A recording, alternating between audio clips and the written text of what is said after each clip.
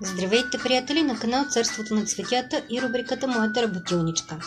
В епизода ще ви покажа как сами да изработите декоративна каручка с помощта на следните материали. Необходими са дървени бъркалки, една дървена пръчица за шишчета, кафеени зранца, две капачки, една сламка, дебела канапена корда, лепило и четка за лепило, салфетка, ножичка и силиконов пистолет. Ще започна да подготвим първо основата за каручката. Крайчицата на пръчиците ще подравня, като ги изрежа с ножичката. Така подредените пръчици ще свържа напречно с две по-къси пръчици.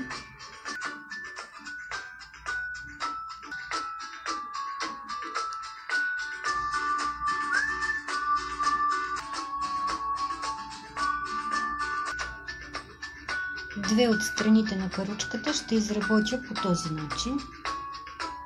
Ще ги залепя с силикон и ще ги монтирам към основата.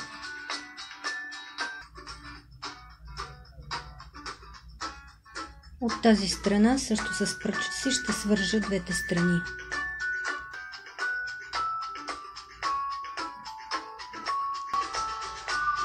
Тук ще прикрепя тегличите на каручката.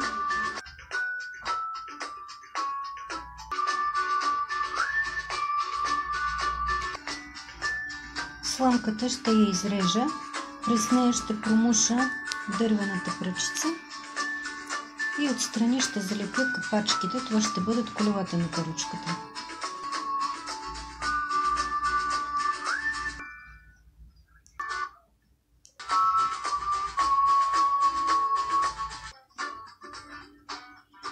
Двете колела ще облепя с канапена корда.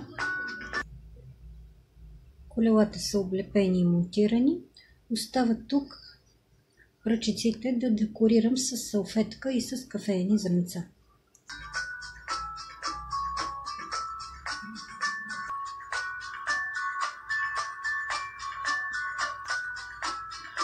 Между зрънцата кафе ще декорирам с тънка канапена корда.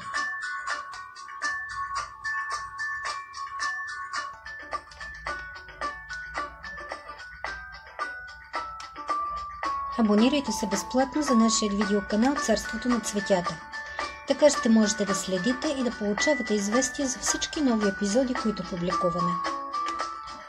Предаването подготви Екатерина Велинова.